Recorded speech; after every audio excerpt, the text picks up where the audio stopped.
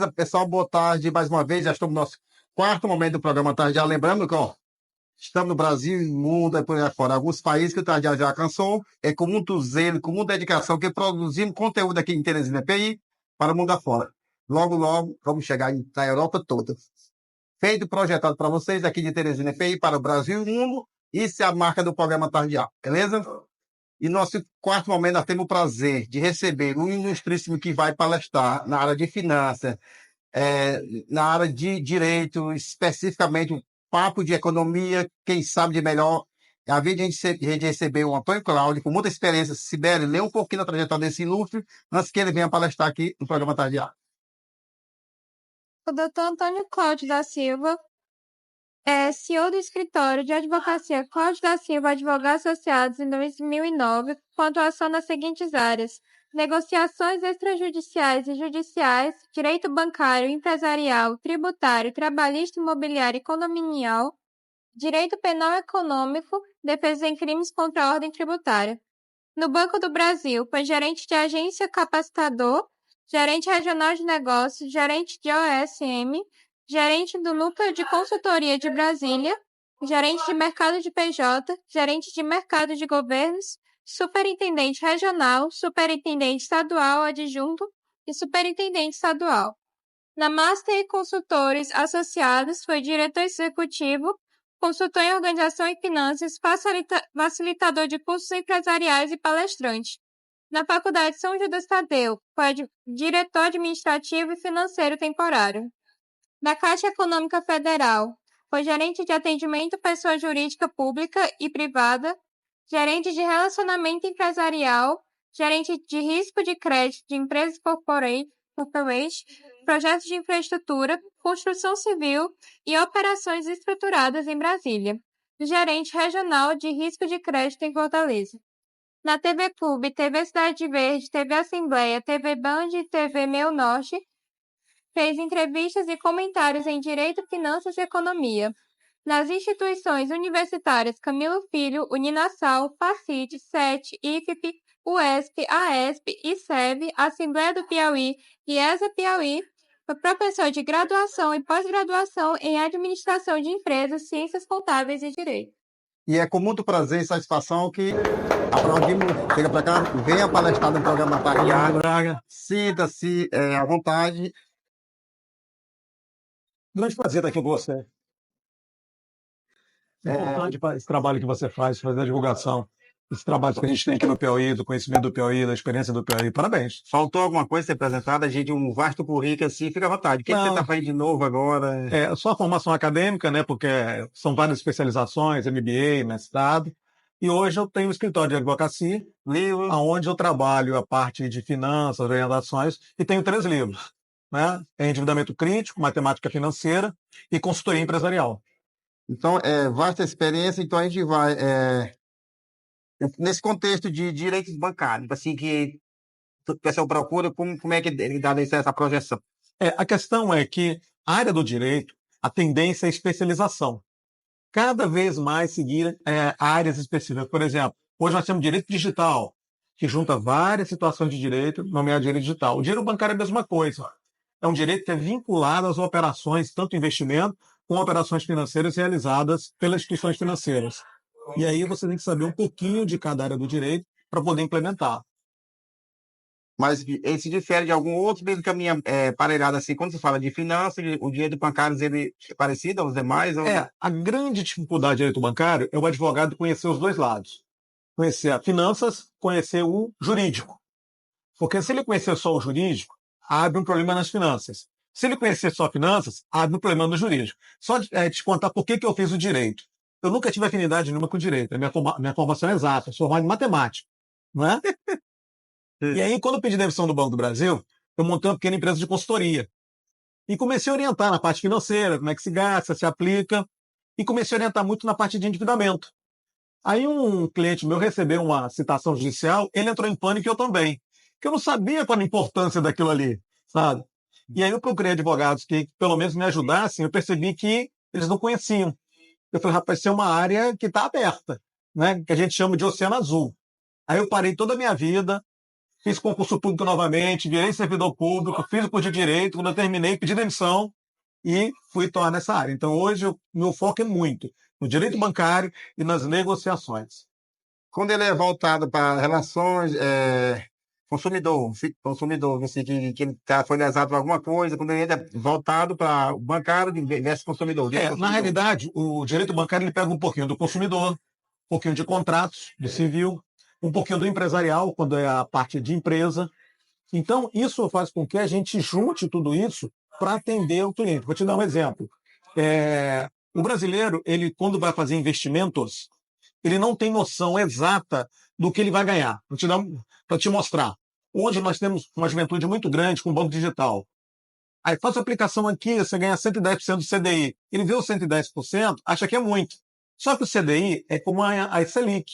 Então, na realidade, ele está ganhando 16%, 17% ao ano e acha que está ganhando muito. Do outro lado, quando o brasileiro vai pegar um empréstimo, ele só vê a prestação, não vê a taxa de juros. E aí, se enquadrou no orçamento, ele faz. O que isso é importante? Os bancos têm que entregar os contratos, tanto da aplicação quanto do empréstimo ou financiamento. Por quê? Lá na frente, se der um problema, você tem como questionar isso negocialmente e juridicamente. Só que o consumidor brasileiro de investimento, infelizmente, não pega esses documentos e acaba trazendo muito problema lá na frente. E quando fala da taxa Selic, ela influencia o juro bancário, ela pode estar relacionada? Sim, sim. Eu falo muito que o governo é igual a gente. Sim. Não é? Quando falta dinheiro, a gente pega emprestado. Não é assim? O governo é a mesma coisa. Quando o que ele arrecada não é suficiente para ele gastar, ele tem que pegar emprestado, porque ele tem regras de gastar esse dinheiro. Como é que ele pega emprestado? Com a gente. Ele emite um documento, como se fosse um cheque pré-datado, é chamado título da dívida pública, e sai vendendo no mercado. Quem compra são os bancos, as grandes seguradoras, os fundos de investimentos. E aí, a taxa que paga esse empréstimo é chamada de taxa Selic. E quem coordena isso é o Banco Central. Então, quanto mais o governo se endivida, mais quem compra tem que ter atrativos para comprar. Então, eles aumentam a taxa Selic. Como aumentou a taxa dos títulos, isso acaba reverberando em todo o mercado. Vai aumentar a taxa também de todo o mercado, que aumenta o risco. Então, isso tem que ser muito bem controlado. Infelizmente, nós estamos aí numa incidência de alta da taxa Selic. Ela deve fechar o ano talvez em 15, 25, alguma coisa nesse sentido. Então, a tendência é a taxa de juros aumentar. Nesses últimos dias deu uma caída na bolsa, né? O pessoal caiu muito, tipo assim, ponto para cima, está muito oscilando. É vantajoso para a gente? Não. Por quê? É interessante que a bolsa seja um pouco mais equilibrada, né? Quanto mais volatilidade, esses altos e baixos, é pior. Você fica na dúvida. Eu invisto ou não? Eu compro ou não? Eu vejo umas notícias que eu acho interessante. Até uma pessoa me perguntou, poxa, essa empresa perdeu 1 trilhão, de onde foi esse dinheiro? Na verdade, quando você fala na bolsa, especialmente a bolsa americana, porque as empresas que estão de tecnologia perdendo 3 trilhões. Não sai o dinheiro delas. Elas são grandes porque, como elas dão muito lucro, as pessoas compram suas ações. Como tem menos ação do que necessário, o preço da ação sobe. Como agora tem um monte de tarifa, os preços vão aumentar e provavelmente elas vão vender menos, lucrar menos, o preço está despencando. Todo mundo está vendendo, ninguém está querendo comprar. Por isso que fala, saiu 1 trilhão, saiu tantos bilhões e tal. Então, na realidade, não é isso. É a questão de oferta e demanda de interesse pelas ações. Enquanto tiver essa discussão de tarifa aí do Donald Trump, isso vai ficar sempre muito volátil. Ou seja, o mercado está aquecido, mas as pessoas estão com medo de arriscar, né? Exatamente. Aí é muito complicado você acreditar no mercado que em momentos ele está mais alto e em outros momentos ele está muito baixo. Então é melhor você deixar. O que muita gente fez no mundo? Pegou dinheiro, comprou ouro, pegou dinheiro, comprou título do Japão, coisas que são mais equilibradas. E voltando das tarifas de juros de empréstimo, tarifa de manutenção e etc. Como é que o cara consumidor que vai investir, qual os cuidados que ele tem para poder não fazer um financiamento de longo prazo?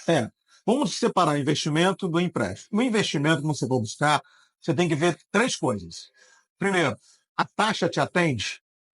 Segundo, vai pagar imposto? Terceiro, você pode tirar o dinheiro na hora que você quiser? Essas 3 coisas são fundamentais. Porque se você pagar imposto, a tua taxa final vai ser menor do que aquele que você não paga imposto.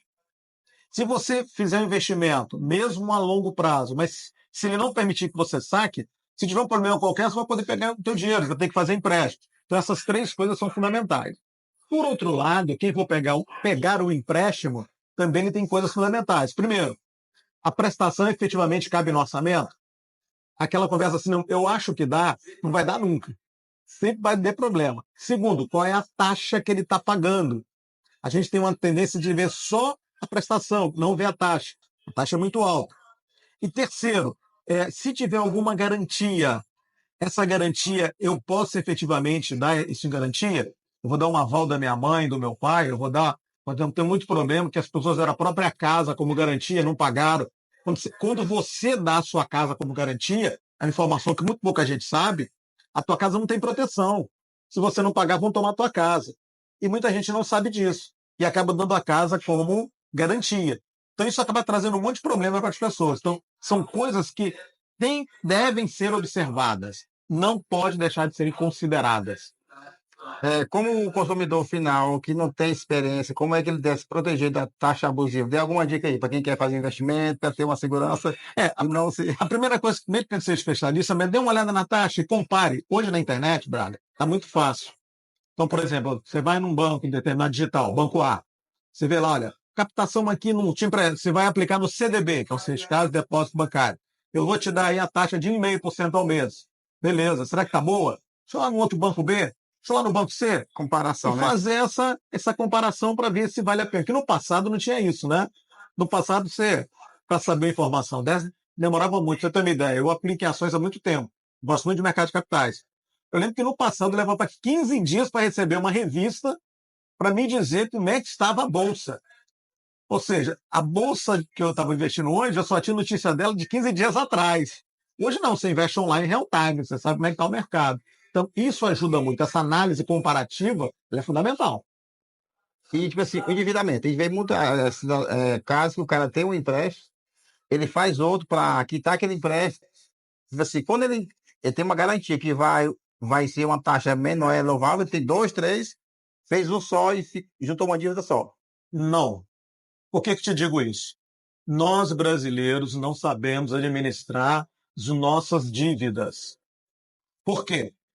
Agora o governo aprovou o consignado, empréstimo consignado privado. Você e quem está nos assistindo, eu quero que me responda uma coisa. Se eu não consigo viver com R$ 5.000 por mês, como é que eu vou viver com 3.500? Porque o consignado, você pode tirar até 30% do salário para pagar a prestação. Então, você vai ter uma renda menor. Então, imagina aí, consignado privado, vem com a taxa de 3%. Você deve o cheque especial em 8%. Vou pegar aqui para pagar o cheque especial. Beleza, sem problema. A primeira vez que você usar o cheque especial, você não tem mais dinheiro para pagar. Aí você ficou levando o especial e mais o consignado. Então, é muito difícil. Pra você ter uma ideia, eu lido com endividamento desde que eu fui de banco. Eu trabalhei 23 anos no Banco do Brasil, 7 anos na Caixa Econômica. Então, eu tenho aí 30 anos de experiência na área bancária. Eu só não fui em banco, diretor e presidente. Se você pensar de menor aprendiz até os cargos, eu passei. Né? Eu morei em 18 cidades diferentes fazendo carreira em banco. Pra você tem uma ideia. Eu sou do interior do Rio, rodei para tudo quanto é lado e acabei vindo para Teresina porque eu gosto do BR-Bró. Aí fiquei aqui por causa do BR-Bró. Okay? Mas o que acontece com isso? Hoje, quando o consignado vem, ele tira muito dinheiro da conta da pessoa. E as pessoas vão renovando. Em 30 anos de área financeira de banco, eu nunca vi ninguém que está consignado. Pra você ter uma ideia. Só faz um quando está próximo que acaba a outra. Só renovando. Então você acaba ficando um escravo financeiro. Quando eu comecei a trabalhar, orientar as pessoas nessa situação, é um negócio interessante. Eu orientava no financeiro para sobrar dinheiro para eu negociar e melhorar a dívida dele. Tentar conseguir um juro mais barato, melhorar a forma dele pagar. 6 meses depois, o meu cliente endividado de novo. Aí eu parei para pesquisar. Conclusão que eu cheguei, problema emocional. Ao receber meu cliente, converso, falo nada de dívida, converso com ele, oriento ele o que tem que fazer e tal. Depois eu vejo financeiro, depois a negociação. Aí por que eu fiz o direito? Porque ele recebia uma coisa da justiça, ele entrava em pânico. Aí hoje eu trabalho com o meu cliente. Eu oriento ele no emocional, oriento ele no financeiro, faço as negociações, que esses escritórios ficam ligando 200 horas por dia, aí passa para mim, eu que fico atendendo agora, e faço as defesas jurídicas se necessárias. Então a gente fecha um ciclo. Mas desse ciclo, o mais importante não é o dinheiro em si, é a emoção das pessoas envolvidas com o dinheiro. Eu chamo isso hoje de endividamento patológico. Por quê? As pessoas se endividam hoje, estão com problema de ansiedade, depressão, desfaz casamento, fecha empresa. Isso tudo precisa de muito, muito cuidado antes de chegar efetivamente no financeiro. Então, é um atendimento global de uma pessoa. Por que isso? Aí eu vou fechar o raciocínio para que eu comecei. Aumentar padrão de vida é maravilhoso, né? Sair de um carro mais simples para o melhor, sair de uma casa mais simples para o melhor, sair de uma roupa mais barata para mais cara, é maravilhoso. Agora, reduzir padrão de vida é um inferno. Então, esse endividamento no Brasil, ele passa por reduzir padrão de vida. Se as pessoas não fizerem isso, vão ficar cada vez mais endividadas. Eles têm que ter um cuidado muito grande. Isso tem que ter aquela alta pergunta. Eu quero, eu preciso, eu posso, né? Exatamente. É alto se perguntar, antes de que entrar no caminho sem volta, né? Exatamente. Você tem ideia? Quando eu vou tratar uma pessoa física, né, que me procura, primeira coisa eu pergunto: sua esposa, seu marido, sabe que você está nessa situação? A grande maioria, a resposta é o quê? Não. Por incrível que pareça. Aí fala: ó, eu só aceito o seu caso se você chamar o seu cônjuge aqui e a gente conversar nós dois, nós três. Já salvei muito casamento. Eu tive um caso que a pessoa ganhava 15 mil reais por mês, só sobrava 500 reais no final do mês. Absurdo, né? Um absurdo. Aí eu pedi para conversar com a esposa. Ele e a esposa, ela um pouco assim, desconfiada. Depois, quando se soltou um pouco, ela falou. E ela achava que ele tinha um amante. Porque ela não entendia como ele tinha o salário daquele e sobrava tão pouco. Aí ele foi explicando que vão aumentar, o colégio botou as meninas dele num colégio de maior condição do que ele tinha condição de pagar. No início comprou um carro à prestação que não podia comprar. Aí ele foi mostrando para ela. Quando ela olhou, ela falou: meu Deus, é assim que está? Eu falei: é. Aí pronto, aí eles conseguiram chegar a um consenso e tocar a vida com mais tranquilidade. De certa forma, com toda a experiência, você tem 4 formações superior, ajudou muito, né, de ter esse... Sim. Aí junta a matemática, com a psicologia, com a Na verdade é o seguinte, a minha primeira formação é matemática. né? Né? Aí para dar aula eu tive que fazer 2 pós-graduações que na época, as 2 pós equivaliam ao mestrado. Aí eu fiz ensino matemática, matemática e estatística. Okay? E eu já tinha MBA de Autos Executivos do Banco do Brasil, gestão de negócios e administração hoteleira. E aí o que aconteceu? Quando eu fazia o direito, eu dava aula também, precisava de 2 pós, que não conseguia fazer o mestrado aqui. Aí eu fiz pós em trabalhista, processo e tributário no direito. Né? E depois eu fiz o mestrado em contabilidade e administração. E agora, a minha família, a minha esposa, que adora estudar, ela tem 2 faculdades, quis fazer a terceira, a minha família pediu que eu acompanhasse. Então, estou fazendo psicologia. Agora, é um negócio interessante, Braga. Como hoje eu trato do emocional das pessoas, do financeiro, do negócio, do jurídico, o emocional agora eu vou ser psicólogo. Aí o que vai acontecer? Essa tecnologia, essa metodologia que eu criei vai virar endividamento patológico. Vou criar uma metodologia da psicologia só para trabalhar pessoas e empresas endividadas. Vamos voltar para a economia e finanças. Vamos lá. Como é que elas caminham interlaçadas ou ambos separados? Não, totalmente juntas, né? Por quê? Tudo que acontece no mundo econômico, ele reflete no mundo financeiro. Se aumenta a taxa, se reduz taxa, se aumenta prazo, se reduz prazo.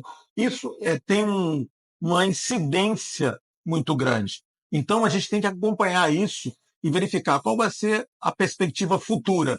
Não adianta eu estar negociando com um cliente aqui hoje, que eu sei que lá na frente ele não vai conseguir pagar. Então, eu tenho que fazer a projeção de quanto ele ganha, uma projeção de fluxo de caixa da empresa, para saber se efetivamente tem condição. Eu tenho uma regra com meus clientes que fala o seguinte: não se faz acordo que não se possa cumprir. Ah, mas eu devo tantos mil. Onde você pode pagar? Aí eu posso pagar R$1 por mês. Então, esse vai ser o acordo que vai ser feito. Ah, mas o outro lado não vai aceitar. Problema dele. Por quê? Você não pode fazer acordo do qual você não consegue cumprir. Vou te posso contar uma história que está no meu livro? Fica à vontade. Eu trabalhava em Brasília e tinha um funcionário que, sabe aquele funcionário que brinca com todo mundo, ele recebia o telefone e ficava triste. Recebia e ficava triste. Eu falei: Paulo Henrique, o que está acontecendo? Não, Cláudio, você sabe. Não, antes de ser teu chefe, sou teu amigo. Aí ele me contou. Não, a minha esposa teve câncer, eu peguei R$110 mil ao Banco do Brasil, tem 6 anos atrás, não consegui pagar. Agora esses escritórios me ligam 24 horas por dia, eu não sei mais o que fazer. Eu falei: não, tá bom. Quando ligar, faz assim para mim. Falou: por quê? Faz assim, poxa, não tem problema nenhum. Ele: Cláudio, ligaram, o que eu faço? Oferece R$100. Ele: Cláudio, é 110 mil, oferece R$100. Você só tem 2 respostas: ou sim ou não. Ou não, você já tem. Aí ofereceu, baixaram para 20 mil a dívida, na mesma hora. Aí falou, Cláudio, baixou para 20 mil, o que que eu faço? Você tem 20 mil? Não, deixa para lá. Nessa brincadeira, Braca, ele fechou em 10 parcelas de 500. Aí deu pra Aí gente. encaixou no orçamento dele. Por que que eu digo isso? Que muitas vezes as pessoas querem mostrar uma coisa que não podem. E renegociação de débitos tem que ser feito exatamente dentro da capacidade de pagar. Empresa, então, isso é seríssimo, porque ela tem que fazer o planejamento futuro do dinheiro que vai entrar e do dinheiro que vai sair. Se ele for muito otimista para pagar, ele prejudica todo o funcionamento da empresa lá na frente. Então ele tem que ter um percentual máximo que ele pode assumir e seguir com aquilo permanentemente. Não pode se empolgar. A gente vê hoje o índice de endividamento mais nas pessoas idosas. Tipo assim, tem uma mais, vai lá, a financeira se aproveita. Na realidade, a minha geração e a geração antes, ela não estava acostumada com essa oferta de crédito imenso que nós temos hoje, né? Eu lembro que a gente eu comprei um carro no passado e financiava em 6 parcelas, eram 6 notas promissórias. Hoje você chega a financiar um carro em 48, 60, 80 meses, né? Por quê? Porque tem muito dinheiro sobrando para crédito. Então, o que acontece? Como eles viram hoje o dinheiro sobrando e tem uma expectativa de consumo que não tiveram os mais jovens, começa a comprar, especialmente os aposentados. E os aposentados hoje também eles são muito acionados por empresas oferecendo crédito. E eles se empolgam. E aí vai pegar esse crédito, não vai ter condições de pagar, essa coisa vai criando um problema e acaba gerando grandes problemas psicológicos nessa geração. O que essa geração tem que pensar? Dinheiro não vem de graça. Então, se está te oferecendo dinheiro para alguma coisa, ele vai te custar alguma coisa. Então, tem que ter muito cuidado. Nós, brasileiros, hoje, temos que aprender o seguinte. Quer comprar alguma coisa? Negocie. Jogue lá embaixo. Eu não consigo entender, Brian, como você vai numa loja de departamentos, quanto é a geladeira? R$ 1.500. Para pagar a prazo, 10 prestações de 150. Se eu pagar à vista, 10 prestações de 150. Poxa, como é que o cara faz um negócio desse? Só que ali por trás, as pessoas não sabem que quem está financiando não é a loja, é uma financeira. A loja recebe à vista. Então, quem vai pagar é a pessoa. Quando você coloca o juro mesmo, o juro dá 6% ao mês. A gente chama de juro embutido, as pessoas nem sabem disso. Então, a gente tem que parar de comprar a crédito e comprar mais à vista, comprar mais com parcelamentos pequenos. Eu brinco muito que o Brasil é o único lugar do mundo que cartão de crédito virou carnê. Né? Você chega a pagar à vista ou parcelado. Pô, cartão de crédito parcelado é duro. Então, é mais uma coisa, mais um instrumento brasileiro se endividar mais ainda. Então, tipo assim, tem que ter cuidado, né? Para ver quando. Que o empresário não perde nada, né? Se o parcelamento ele recebe à vista, né? Sim. E o consumidor final que paga a conta. Que paga a conta. É sempre o consumidor que paga a conta. Então você tem que ter um cuidado muito grande com essas coisas. Por exemplo, cartão de crédito, tem gente que não sabe usar, compra supermercado com rotativo, aí o juro vai lá para cima. Tudo isso tem que ser muito bem controlado. Qual os principais desafios que é encontrado pelos consumidores nesse meio econômico hoje? Desafio que ele. O consumidor ele precisa ter mais informação. Aprender a ter mais informação. Usa a internet, usa o Google, sabe? Eu estou me oferecendo aqui um produto, eu olho aqui, quanto é o preço desse produto? Vou te dar um exemplo agora. Eu lido muito como hobby com marcenaria. A pessoa vai comprar uma furadeira. Eu fui numa loja aqui, R$ 280 a furadeira, eu queria.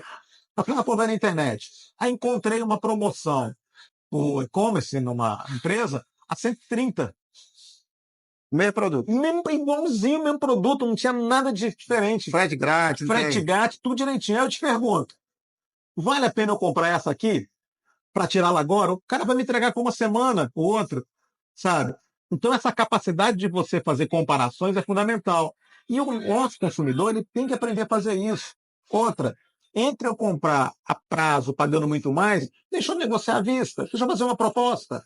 Muita gente fala assim, eu não vou fazer essa proposta porque o cara não vai aceitar. Deixa não para ele, poxa. Qual o problema? Faça a proposta. Quem sabe ele vai aceitar? De certa forma, vendo o preço, é melhor apertar em um mês, se livrar de quem fazer, né? Com certeza. É 1 mês, 2 meses ou 3 meses, você se livra disso terminantemente. Mas eu volto a dizer, nós temos que ter mais critério na hora de buscar crédito. Te dar um outro exemplo. Se eu estiver passando aí Não, tá de boa, você me fala. Outro exemplo. No Brasil, na minha época, o grande negócio era ser servidor público. né? Eu entrei no Banco do Brasil em 78, a gente brincava muito que numa cidade pequena tinha 3 autoridades: o padre, o juiz e o gerente do Banco do Brasil. Né? O que aconteceu? Hoje, ser servidor público está muito prejudicado por causa de crédito. Não sei se você sabe disso. Independente do salário, grande parte das pessoas fazem o consignado do setor público. Então imagina ser um juiz. Pô, o juiz ganha muito bem. O juiz ganha aí 30 mil por mês, ganha. Mas ele pode pegar até 10 mil reais por mês de consignado. Então imagina se ele pega 10 mil, o salário que era 30 já vem para 20. Se ele tem outras despesas, vai lá para baixo. Então, o que no passado era um grande negócio, que o salário era certo e o salário era alto, hoje, por fazer consignado, isso acabou, os salários simplesmente foram lá para baixo. Então, essa criticidade de pegar ou não empréstimo tem que ter. Nós estamos perdendo isso. A juventude, que é a terceira geração depois da minha, as mais novas, o que acontece? Eles estão sendo educados pelo celular. E aí vão perder essa criticidade. Por que eu digo isso? Porque quando você compra lá pelo Google, pelo outro qualquer, quando você entra, já te indica aquele produto muito similar que você comprou, que é o Marketplace. Então as pessoas vão ser cada vez mais envolvidas. Então, se não tiver criticidade, se não tiver um pouco mais de cuidado, nós vamos ter uma população sempre endividada. Vamos falar um pouquinho agora de investimento, de economia. Quem tem algo para investir capital, como é que deve e o melhor fundo de investimento? Bom, vamos lá. Nós temos 3, eu chamo a literatura fala de 3 tipos de investidores. Okay? Conservador, o moderado e o audacioso.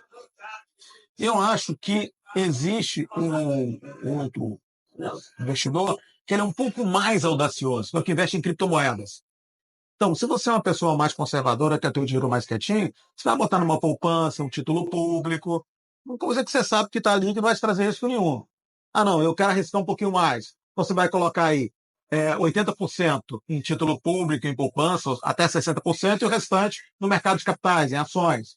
Não, eu quero um pouco mais. Então, você vai botar mais no mercado de capitais e um pouco menos nesse tipo de renda física, que é poupança, tesouro direto e tal. Agora, se eu quero arriscar tudo, eu coloco lá o mais audacioso, que eu vou botar em criptomoeda, por exemplo. E a gente não sabe exatamente como funciona, só aquelas pessoas que estão envolvidas. Então, tem que fazer o investimento de acordo com o seu perfil. Imagina um senhor hoje que investiu a vida inteira o dinheiro dele, tem aquele dinheiro ali contadinho, que ele sabe quanto é, bota no mercado de capitais. Ação da Petrobras. Aí um dia ela está lá em cima, no outro ela está lá embaixo. Quando ela for lá embaixo, ele tem um infarto e morre.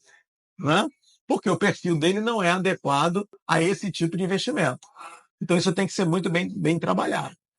Aí você está acompanhando, ele vai na sua oscilação, ele entendeu, faz o dia que ele vê o investimento dele saindo, né? Ele sai desaparecendo. Com certeza. Aí o psicólogo já vai para baixo, né? Nossa senhora, tem um amigo que trabalha com criptomoedas aqui. Ele investiu uma vez numa moeda, ela estava R$ 1.000. No dia seguinte, ela estava R$ 10. Aí você pode, o cara vai tirar? Não, deixa lá, até bota mais um pouquinho. Depois ela foi para quase 2.000. Então você fica, por exemplo, tem hoje o trader que aplica em ações, ele fica todo o tempo aqui na frente do monitor. Subiu, ele vende. Baixou, ele já compra. Só que a pessoa faz isso direto. É o trabalho dele. Agora, o investidor comum, as pessoas comuns, elas não têm esse tempo para fazer isso. Então, tem que colocar aqueles investimentos que estão de acordo com aquilo que você conhece e aquilo que você domina e não vai se apavorar caso haja uma diferença muito grande. E quem quer investir numa previdência privada, tipo assim, eu quero investir uns 10, 15 anos para somar com a aposentadoria, é interessante? Você falou bem. Eu sou fã de previdência privada. Agora, como aposentadoria. Por quê? Porque tem muito cliente meu, aluno meu, que foi num banco fazer uma previdência privada. E aí convenceram ele que era um bom investimento e não aposentadoria. Ele botou o dinheiro dele. E ele precisou tirar esse dinheiro antes. Botou como investimento, não como aposentadoria. Quando ele foi tirar, veio o imposto de renda e mão o dinheiro dele. Pegou. Por quê? Tem 2 planos. Um, que você pode abater no seu imposto de renda, chamado Plano Gerador de Benefício Livre. A gente chama de PGBL. E outro, você não abate no imposto de renda. O que você abate no imposto de renda, se você for sacar antes do prazo, você vai pagar 15% sobre tudo. sobre o que você depositou mais o que você ganhou. Então, imagina, entre depósito e ganho que você tem 100 que você depositou, 10 que você ganhou. Se você for sacar, você vai pagar 16.500 de imposto de renda. Você vai ser 15% sobre os dois. Se você fez um plano de benefício livre, o que vai acontecer? Você vai pagar apenas sobre o que rendeu. Então, se rendeu 10 mil, você vai pagar R$ 1.500.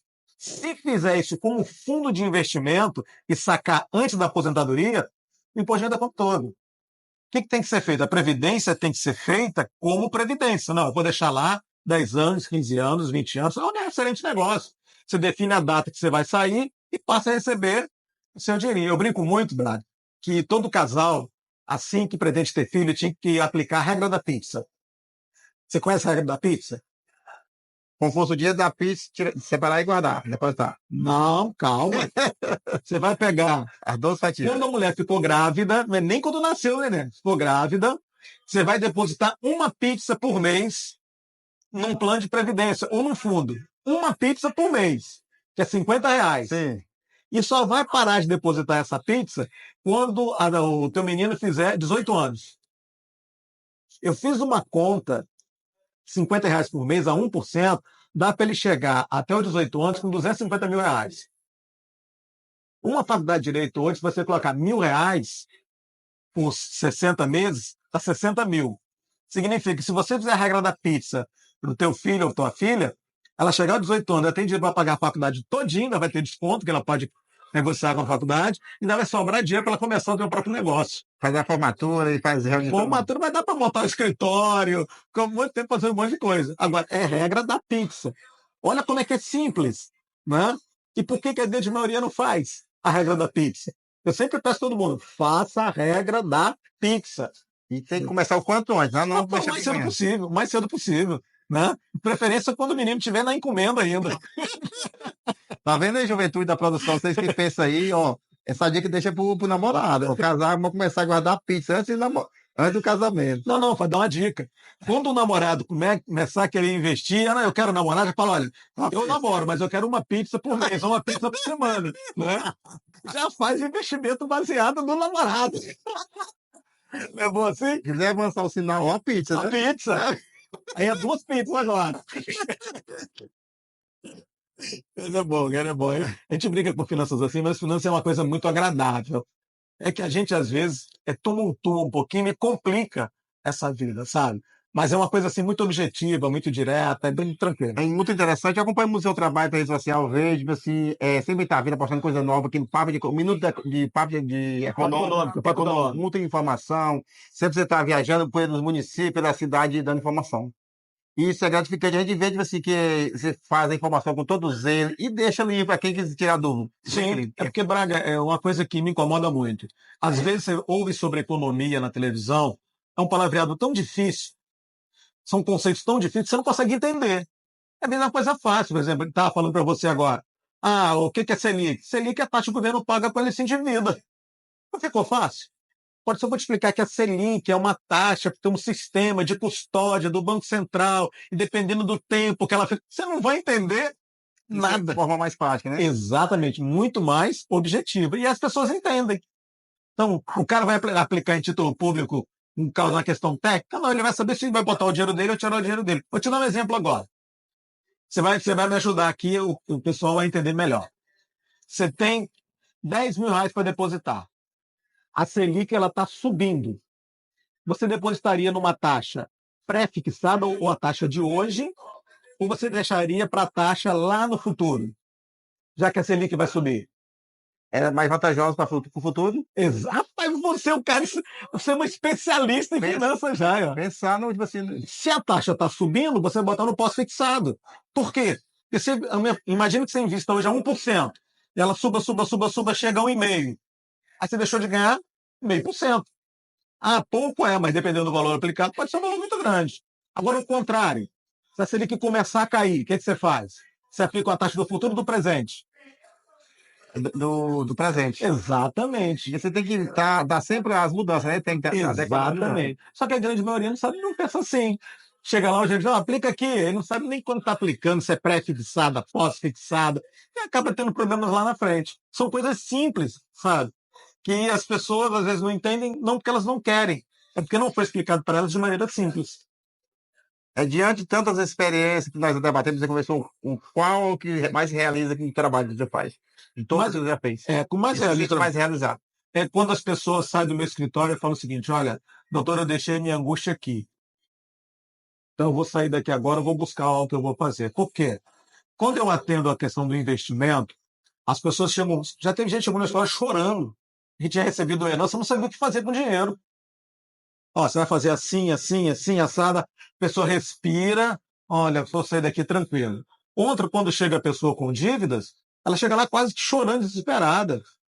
Aí eu, calma, vamos trabalhando, vamos conversando. Aí ela sai do escritório, deixei a minha angústia aqui, sai feliz da vida. Isso para mim não tem preço, velho.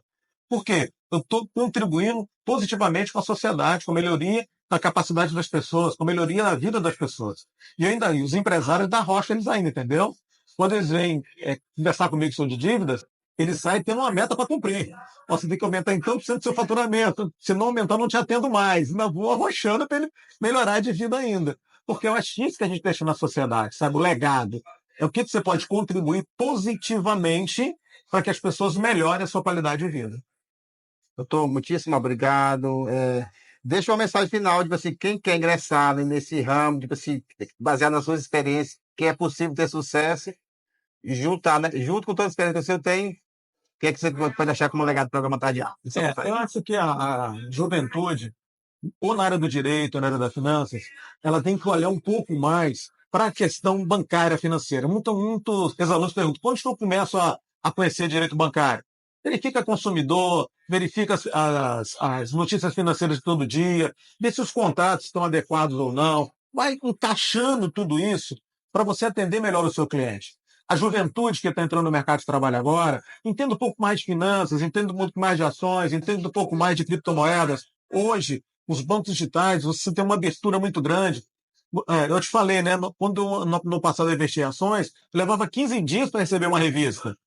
Hoje você entra num banco digital desse, você entra online ali na corretora do próprio banco, compra, vende, compra, vende. Eu tenho um sobrinho neto, ele tem 15 anos. Aí eu ensinei ele a fazer uma carteira de ações. Comprei para ele Petrobras, um pouquinho de Vale, outras empresas, montei. Ele está encantado, ele tem 15 anos.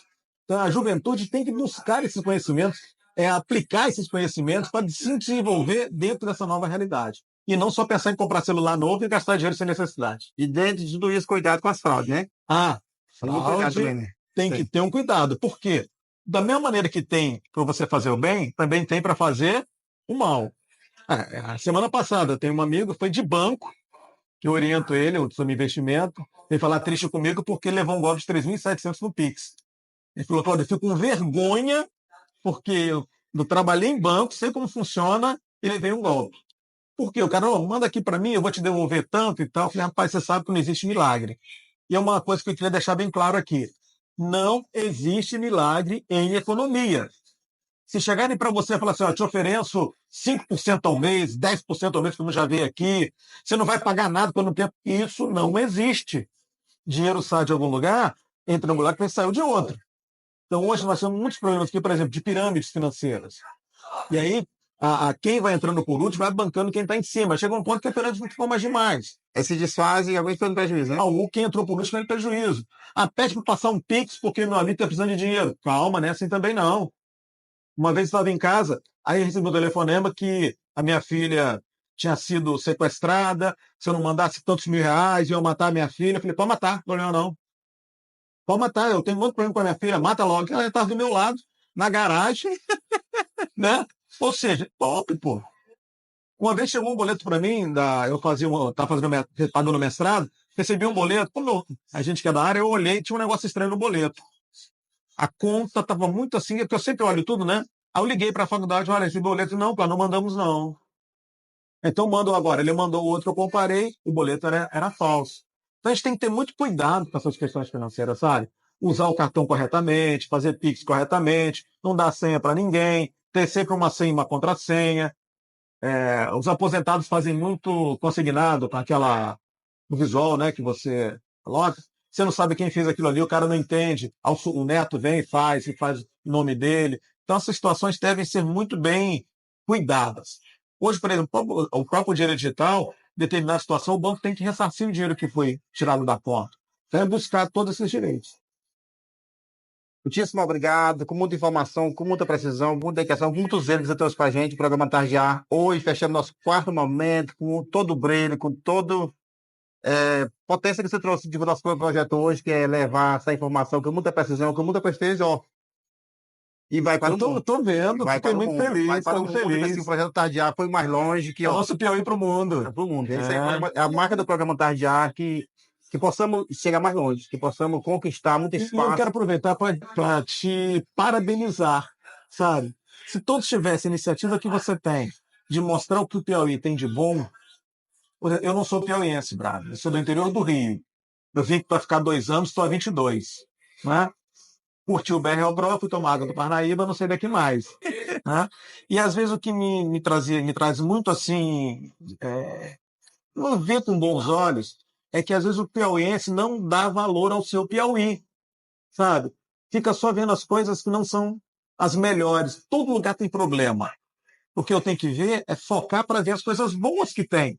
Não é? Aí quando eu vejo um programa como o seu, você entrevistando todo mundo, mostrando as coisas boas, o que pode ser feito e tal, isso é maravilhoso. Eu que te agradeço a oportunidade de estar aqui e lhe parabenizo por essa iniciativa. Feito, pensado e projetado nesse momento, com todos eles da Papelaria FG, que está sempre no programa Tardear, há 34 anos, estampando projeto. Você pensar de projeto de arte, offset, com a Papelaria FG, lá da Gabriel Ferreira, próximo da Barreira, e termina emocionado porque a gente faz com a projeção de chegar ao fim e dar esse recado para o mundo. Muito obrigado. Olha, adorei, vou virar seu cliente lá com outras situações dessa, né? Ficou muito legal. E venha sempre assim, está sempre aberto para voltar outras vezes, estamos sempre aqui. Ok, eu que agradeço. Muitíssimo obrigado, saúde e paz, o resto é só atrás. Exatamente.